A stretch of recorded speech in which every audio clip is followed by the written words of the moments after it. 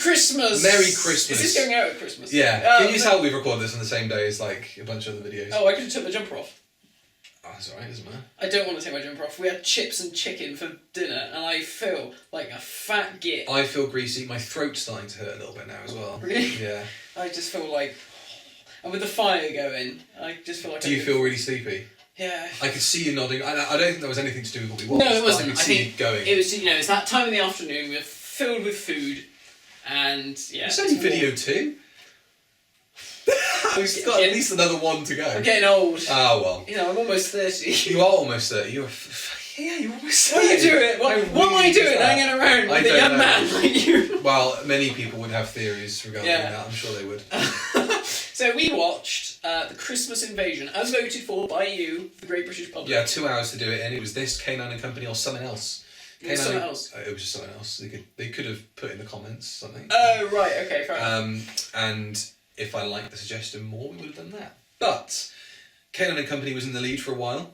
And then suddenly, in the last half an hour, we had a surge of votes for The Christmas Invasion. What's funny is, like, at the start of the day when you're like, oh, we might watch K9 and Company, I thought, I could watch K9 and Company. I could sense that in you. Yeah, but... I was sat here watching it, I was like, actually, on the face of it, yeah. If somebody had invited you around to their house, yeah. and you were like, let's watch this, and then you're like, actually no, somebody else has said we should watch this instead, it is going to make your demeanour drop a little bit. I sort of gave myself up for it, but now that I feel like a fat shit, and I'm just like... I could not have sat through K9 and Company. No, because that's like 2 hours. I would have dropped right off. Yeah, so we watched The Christmas Invasion. Yes. David Tennant's first story as Doctor Who. Yeah, the first Christmas special. With the exception of The Feast of Stephen. Yeah. Somebody asked us to review that. Oh, good luck. It's not going to happen. Yeah, don't worry, I've been hiding it in my garden shed for the last... It's not as good as everyone says it is. No. I think the first thing we said when we started watching it was like, the wave of nostalgia that I get, and I guess you get, from Series 1, this special, Series 2, Series 3, I think it begins to sort of dribble out. Yeah. And I think that's just whereas I was getting older and more miserable. I don't think I got miserable at that point. Yeah, I did. I was a teenager. Yeah. But I don't have that same, or like, homely, warm feeling towards... hearing the version of the theme that they used from, like, Voyage of the Jam onwards. But just hearing that screechy violin sound, and then the stars, and then panning down to Earth. Yeah. And the soundtrack, and then obviously the theme tune. There's something about, and we said when we were watching it, hearing that version of the theme tune. It really just takes you straight back. Because I remember every night, when Doctor Who started going out, was nacho night at home, and we'd get some old El Paso nachos with a mix, and we'd sit in front of the sofa and we'd watch in front of the sofa. We'd have our backs to the telly, and we'd stare at the sofa cushions, and we'd watch. Close your eyes. It's better if you just hear it. It is. And we'd watch some pillows, and it was great. But yeah, no, hearing that music, and like, and on the transfer of the title sequence that's on the Blu-ray, it really does pop when you first see it, and it's like, yeah, I'm actually down to watch this right now. I could sit down and watch some David Tennant lying in bed for an hour. When this first went out, first ever Christmas special, how excited were you? Oh, I was just so excited. Yeah. I was so excited, and it was at that time where, Doctor Who came back, it was the success story that no one expected it to be, and... You felt validated. Yeah. Vindicated. Doctor Who could do no wrong. Yeah. Like, everyone watched it. Yeah. And I can remember, this was at the time, I think you mentioned it as well, all the viral stuff on the BBC website, they put a lot of thought into stuff. And, I can remember being at school and, people looking at this stuff and talking about it, talking to my friends about it. And there was a real buzz about it. People were really looking forward to Doctor Who at Christmas. And of course, for a lot of the kids, I was old before my years, I was like a 40-year-old man in a 12-year-old's body. And, they were like, oh, there's a new Doctor Who, and that was all very exciting as well.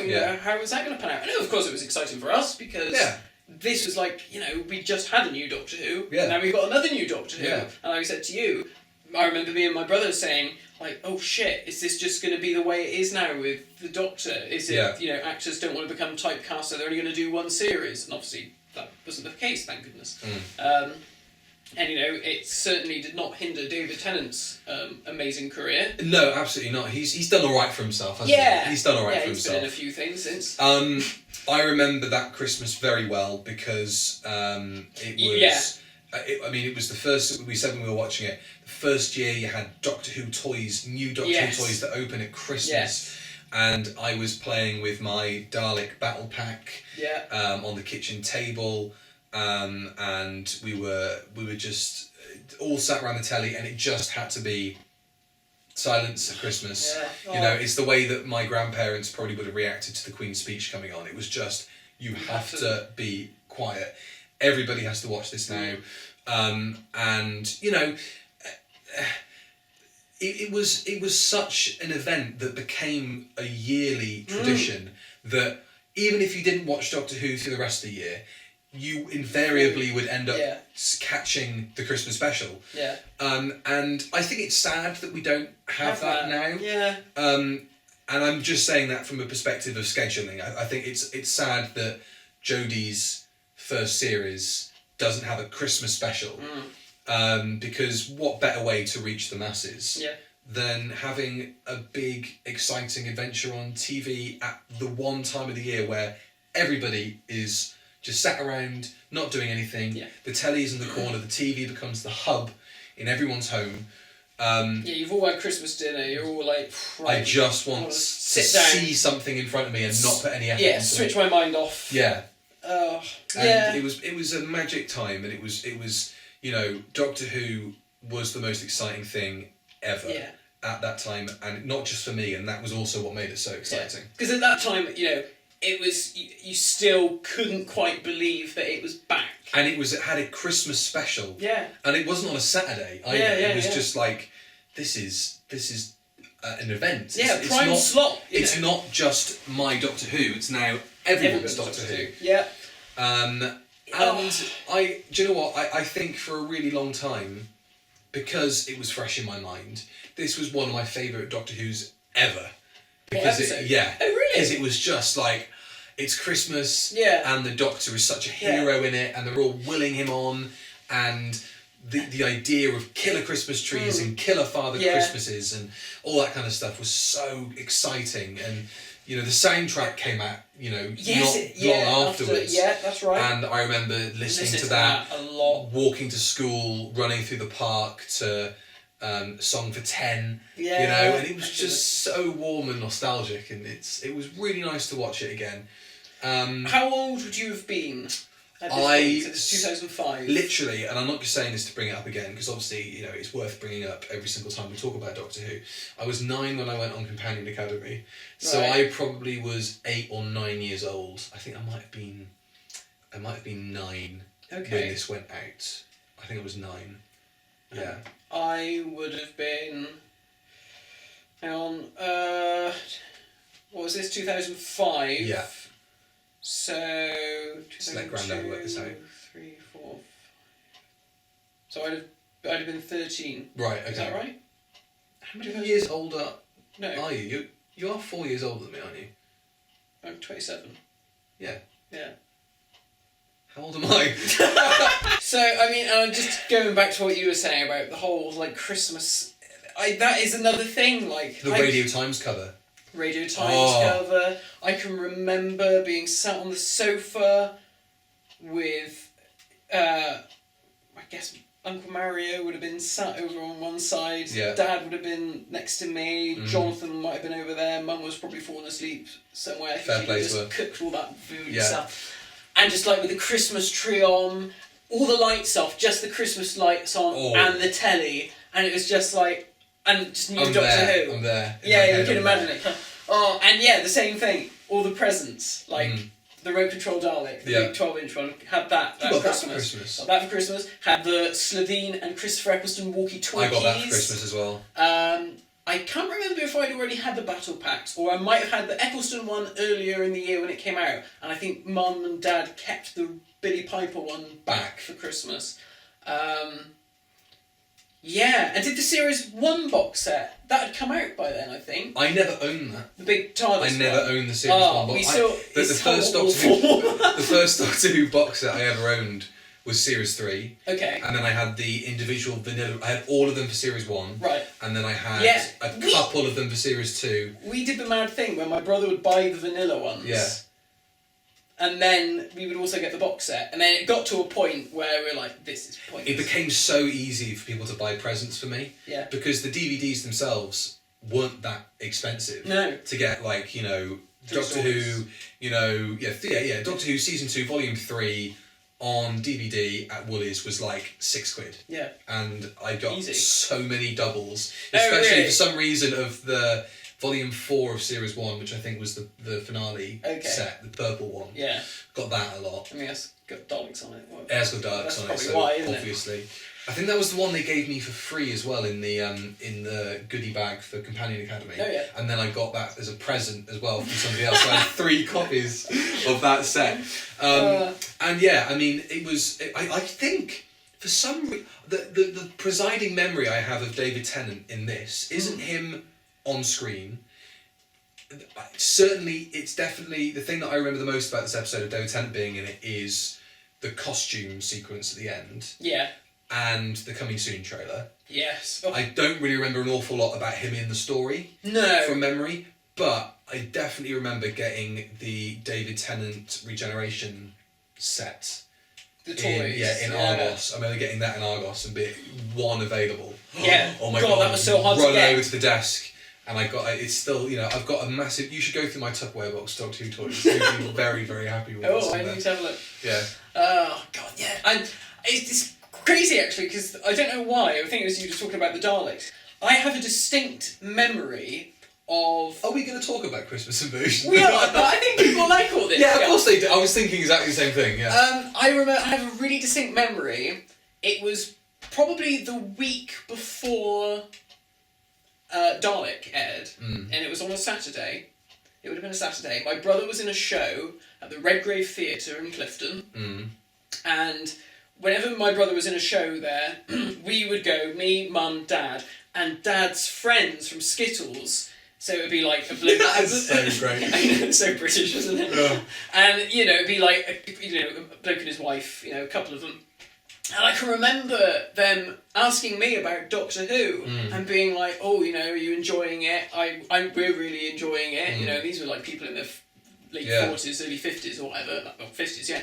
And you know, being like, "Oh, it's the Daleks next week," and then they're like, "Oh yeah, I can't wait to see the Daleks." And it's like, what planet am I living on here? You know, I've come from a world where no one watched Doctor Who or talked about Doctor Who, or like older people would go, I remember that. Do you know what as well? I've just realised something about that time of Doctor Who, is that kids in school were so excited about Doctor Who, but they wouldn't tell anyone, at least that in the school I went to, because they would play the Doctor Who Dalek game. Yeah. Oh God, everyone played it in IT. Exactly, because it was there and everybody played it. But I think maybe people were talking about it, but they certainly weren't talking about it to me because I probably would have gone, but what you need to know is blah blah blah. Yeah. So I was probably an insufferable little shit at that time in terms of Doctor Who stuff. Yeah. But again, the whole Christmas vibe of it was just you cannot not watch this. And I love the way it opens with that homage to Rose. Yeah. And it is, you know, and maybe that's where people got the impression from that maybe we're just going to have a new Doctor every season because it opens the same way. Yeah. You know, that opening sequence with the TARDIS burnt into my mind. I love that. I mean, watching it again, that looks so good. Yeah. When the TARDIS crashes, I remember watching that and thinking, that is so cool. Yeah. And getting the TARDIS money box. And doing the same thing. Oh my God! This is I'm so glad whoever voted for this. Yeah, compared to how you started as well. Yeah, I just want to talk about this. It's all these memories. Yeah. And I had the same thing as you, like being at school and kids turning around to me. I think I've talked about this before. Yeah. Saying like, "Oh, the Cybermen are back. They were an old monster, right? Yeah. And I'm like, well, this is what you need to know about the Cybermen. And then you Mondas, just go- Telos. And then the episode ends, it was like, parallel Earth, what are you talking about? You're talking shit. It's like, I'm not talking shit! If we were to start our review of this story, are you still thinking about TARDIS Money Box? Oh, maybe I got that for Christmas as well. The Money Box, yeah, I'm thinking that. Did you have the Christopher Eccleston one? I had the Eccleston one, yeah. And I remember I got the Billy Piper and David Tennant one, and I smashed the front in to make the doors swing open. Was that the one you used and for then the I action used figure it for my action figure adventures. I painted the windows to make it look like a classic TARDIS. I still have it. I remember watching those when I was a kid and thinking, that looks shit. That is a money box. You bastard. Beautiful. And then you got another one and put a St. John's Ambulance logo on it to make it look like... I did, yes. Yeah. The classic one. And because I didn't want to... Insider secret. Yeah, I didn't want to deface thing because I thought, well, if I paint those window frames white, that's it. It's buggered. Got white tack and little thin strips and just kind of across the window frames. How excited you are to finally reveal this secret to the world. I could easily go, could have a Hartnell TARDIS, but I can easily have a... That's me, so fucking second time you've done that today. You have the fucking loudest voice when you're in a confined space. You scared the shit out of me. Kat is always saying to me, like, keep it down. And I remember when we were at Warp, and someone was being said, I remember we were going there, and I was saying something, and you were like, keep it down. Did I say that to you? Yeah, and I said, Kat says the same thing, and Jonathan was like, yeah, and Charlotte used to say the same thing to me. We just have loud voices in the Toffolo household. I do notice it when I edit these videos, the peaks. I can tell when you're speaking. Whenever you give me stuff to like tweak or whatever, and I watch it back, it's amazing. It's so loud. I've actually been making an effort today to be a little bit louder. Just so that I don't feel emasculated by looking at the peaks on the waveform. I feel sorry for anyone who listens to this with headphones because they must be like people were telling us in the comments saying your hello at the start of the of the Doctor Who on Twitch thing, irrate them. So the Christmas Invasion. Yeah, it's good fun. I really enjoyed watching it. Yeah, it's obviously it's not great, but to be honest, I can't pick many faults in it. To be honest, I think it's just good fun. I think it's one of those things that I think the feeling of nostalgia for me overwhelms the quality of the episode itself. Yeah, you know what I mean? It's like I think if any other this is what old people feel like. Yeah, like any other day, if I put it on, I'd be like, but I think today in this setting, this time of year, yes, and considering this is of course going out whenever around Christmas, I obviously there's no Christmas special this year, but stick it on this Christmas. You know, when there's the Mrs. Brown's Boys Christmas special. Oh Christ, kill yourself. Dick on that and stick, Dick on that. Cracker Jack's coming back. Cracker Jack's coming back. I couldn't believe it. I shit my pants. It was exciting. And I turned around to Kat and I was like, you don't know what Cracker Jack is, do you? And she's like, no. It will probably be loads of fun. Yeah, and I was like, there's I only know what this is thanks to DVDs and more than 30 years in the TARDIS. This is the first time in a long time we have gone utterly off track in a video. I know, but it's brilliant. But I don't have anything really bad to say about the story. It's good fun. Any features you point out as being... I'm going to call this Christmas Invasion / Two Twats Waffle. Two Twats Waffle? About Christmas. So this isn't funny, you should say that, because I have a relative who... is a twat waffler. Well, yeah, he was. His name's Adrian. I'm sure he was a cardinal at a college in Rome, Catholic. He's a Catholic priest. And how well did you know him? Oh, he's nice. He's lovely. Is he alright? Yeah. Kosher? All above board? As far as I'm aware. Good. Might be going on holiday to stay at his house next year. In his log cabin. It's log cabin. Oh yeah, it is. And he was a. Did you hear that? That's a cat. Okay. He was a cardinal and he was a teacher at this Catholic college, and they used to call him. Hang on a minute. They used to call him Adrian Waffalo because he used to waffle on. That's not worth the build-up. That's not. Come out. What is going on? I don't know if it's because it's getting so hot in here, but I feel like I'm fucking drunk or drunk. I think it's the chicken. I love the Sycorax. Yeah, Sycorax cool. It's good. I mean, all that stuff with the people going up on the rooftops is actually quite clever. I was like, a bit of threat. I totally forgot about that. Really, yeah. And I said, it's not happening. Yeah. And then you're like, do you remember what happens? I was like, no. And I was like, that is a really neat idea. Where did The Happening come out? I don't know. Did Russell nick that? No. Why would The Happening's a terrible film though? It is horrendous, but I'm just trying to think, you know. Yeah, I don't know. He sort of said that, I think the thing about this series as well, and I think this is another reason why series 1 and 2 in particular feel so nice, is because you have that familial centre, you know? Yeah. And you don't really get that so much in series 3 because Martha's relationship with her family is so shit and shattered. And again with Donna, you have that nice relationship with her and Wilf. Wilf, yeah. Yeah, I mean, and the familial kind of, that feeling I think is very nostalgic, because it is very homely and very Christmassy and very cosy. Yeah. And then you've got, of course, like the modern sentiment of Mickey being a massive cuckold. Oh, he is such a cuck. In the centre of all this. And he is such a cuck. And I never really noticed how bad it was. It's really bad with Tennant. Yeah. But, and I said it to you when we just finished watching it, that last scene where Rose grabs his hand and they're kind of cuddling up and looking she's at like the all stars. over him. She's like, and I was like, he stood right there. He's there like with a massive hard-on watching this unfold. Like, that is so uncomfortable, and I couldn't believe what I was like. He's right there, and the fact that they don't make out more obviously that Rose is a massive dick for doing that. In the TARDIS as well, when he's like, "Oh, I'm not brave enough to stand up to your mum," and she's like, "Oh, yes, you are." "Oh, I think you might be," and he's like, right, I'm gonna get my underwear tonight, and then she flies off with the doctor. Yeah, and it's like, you know, he's having a one-man show at home at the end of the day, and you know, crying, wanking, and it's sad, you know.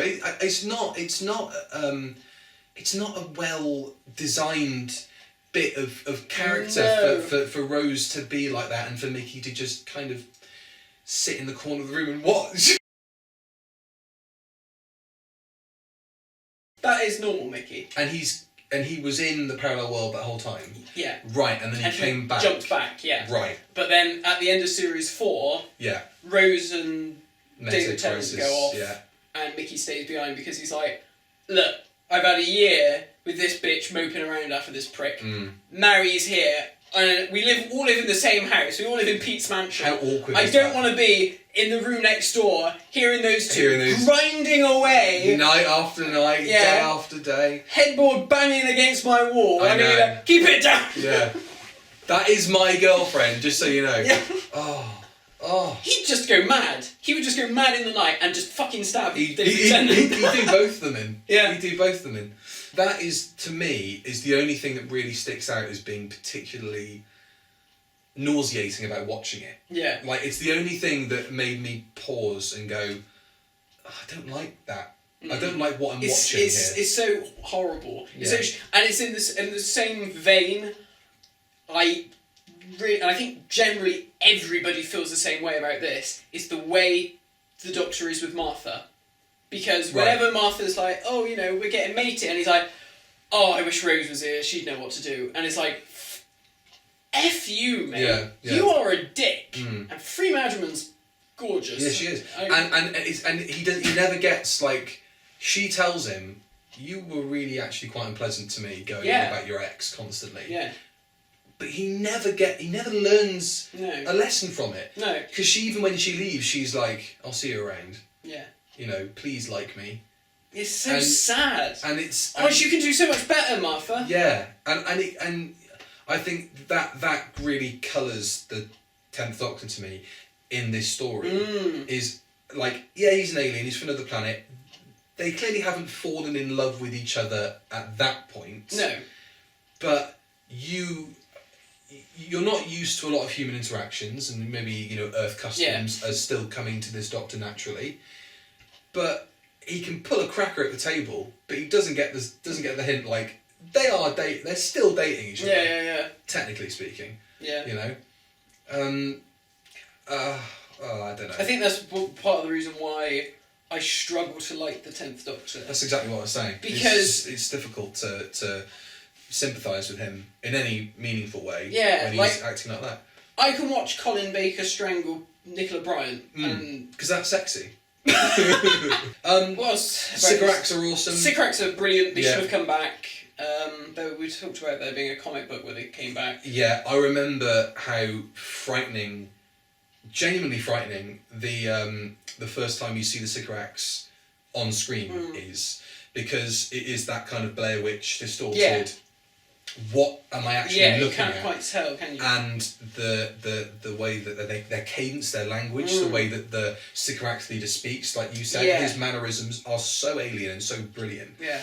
And obviously their look. Teeth and stuff. The teeth and like the way that, you know, the design of the head is an inversion of a skull, so the skull is like a carapace on the outside with the muscle underneath. Yeah, brilliant. And that is such a great design. And they've given them like alien-esque, like demon contact lenses as well. Yeah. Whereas like they look like goat eyes, don't they? Yeah, it's creepy, and that's something that they fail to do with stuff like the Silurians. Yeah. Because they've just got human eyes, and it's like, I can't, you know, that just feels like a man in makeup. In a suit, but he was very, very good. Something else I think that works really well in this story, minus a couple of instances that I can't really think of, but I know there were a couple of lines that just kind of didn't land, mainly from the 10th Doctor, was the comedy in this story was quite good. Yeah.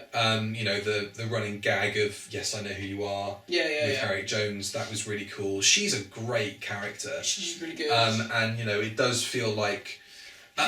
so, one of the things that I'm not massively keen on with the last couple of years of Doctor Who, and Series 11 was sort of guilty for it, is making the Doctor's world feel very insular and very small. Now, Russell is the perfect writer for making the world of the Doctor feel huge. Yeah. But you have these small characters that come back and you can relate to. Yeah. So you see Harriet Jones's entire, you know, timeline from being an MP for Flydale North, becoming Prime Minister, being deposed, therefore causing Harold Saxon to become Prime Minister, and then, you know, Harriet Jones being killed by the Daleks in Journey's End, Still on Earth, and that is such a beautiful piece of really well thought out plotting. Yes. And it seems to come to him so naturally. I don't think he had like a spreadsheet. No. So then Harriet Jones does this. It's just that these characters are so vivid, they're so three-dimensional, they're so real, that you watch it and you go, yeah, like, I feel like this character has developed off screen and I can fill in the gaps. And like with Howard the Greengrocer, you know, or Howard the Grocer. Howard down the market. Howard down the market. Yeah. He's a real person. Yeah, because you can imagine. And there's like 3 or 4 lines about Howard in the script. Because we all know that kind of setting, and you know, we all know that kind of person. You know, it's very good. And like you said, the whole thing, like, you know, the Doctor basically makes the Master become Prime Minister. You know, if it wasn't for him doing the. And it's never brought up. No. It's never like, you know, in Series 3 when you know the 10th Doctor arrives back in London, he's like, shit. And I think it would have been weaker and clumsy, even if for it wasn't planned. Even if Russell went, oh, hang on a minute, this actually works. It would have. I like the fact that it's just never mentioned. But you can see how that kind of happened. I just want to say as well, because we also have with us, which you may have already seen this video if we have recorded it and haven't fallen asleep because the fire's going and we're full of chicken and chips. Sarah Jane Adventures. Russell T Davies, and he talks about this in his Desert Island Discs. Superb. Yeah. And he said the number of shows I was working on in one go would have killed anybody else or something like that. Doctor Who Confidential, Totally Doctor Who, Sarah Jane Adventures, Torchwood, that's it.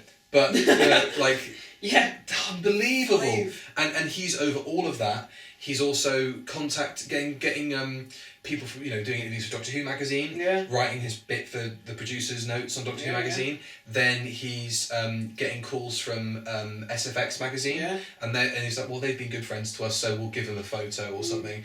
And it's like, and then also to write something that is not the greatest episode of Doctor Who ever, but is still pretty good. Yeah. What a man. What a talented incredible man. And if you want to hear us talking more about Russell T Davies, then come to We Are Cult's event Behind the Sofa, Tiny Rebel Cardiff on Saturday the 25th of January, where we'll talk about the whole of the Russell T Davies era, which will be really, really exciting. I'm really looking forward to that. Well, should we talk about, I know, I'm just like making this video even longer. That's alright. The kids at home don't Shall mind we compare it to other regeneration stories? Okay, so what's our mean? If you were to take the worst, the best, what's the one in the middle? I reckon, because generally speaking, I think most people would stick Robot in the middle, but I really like Robot. It's okay. So if you were to take Twin Dilemma as the worst. Is it the worst? It's probably, yeah. no hesitation was required. No. And then the best being the 11th hour? I think best is either going to be 11th Or Spearhead, hour. sorry, Spearhead. Spearhead from Space. Spearhead. I've got to say Spearhead. I don't know why I didn't say that. I wasn't thinking Spearhead for some reason. But I think 11th hour is a close second. Yeah. So... that is a cracking... Because this is interesting, because obviously this Doctor stays in bed for the whole episode until the end, where he does like, well, I can do all this stuff. But Matt Smith is just there from the... He's so omnipotent through that story. That's a great story. That's a great series. It is. I Series like 5. Series 5. We should do a Series 5 review, because hello. What's that? Hello. I was like, fuck. That wasn't Stan.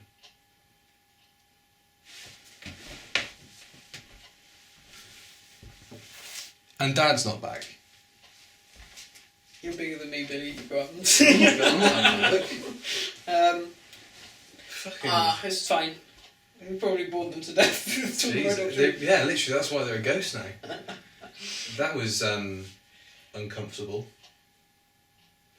What were we talking about? I lost my train of thought. Series 5. Series 5. Yeah, we should, because when we were talking about Doctor Who, it kind of came after that whole time. So it would be nice to kind of, go back and do 5, 6, 7. Yeah. Series 8 was the first one we ever. It was, wasn't it? Yeah. Really spoke We haven't really touched upon Matt Smith's Doctor Who. No, we haven't. Fun to think about. The Spearhead, 11th Hour.